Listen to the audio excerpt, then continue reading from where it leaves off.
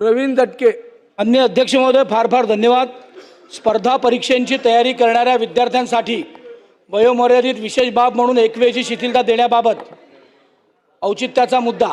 राज्यात हजारो विद्यार्थी राज्य सरकार शासनाच्या स्पर्धा परीक्षेची तयारी करीत आहेत। SCBC आणि EWS च्या आरक्षणात न्यायालयीन आरक्षणासंबंधी निर्णयामुळे प्रत्येक टप्प्यावर सरळ सेवा परीक्षेला विलंब होत गेला। तसेच मागच्या 2 वर्षात शासनाच्या जाहिराती व भरती प्रक्रिया वेळेवर न झाल्याने 2023 आणि 24च्या शासन निर्णयाच्या स्पर्धा परीक्षा देणाऱ्या विद्यार्थ्यांना फायदा झाला नाही।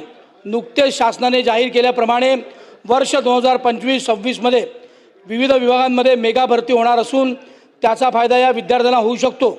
याआधी कोविडमध्ये वयोमर्यादा वाढवण्याचे शासनाने निर्णय झाला आहे।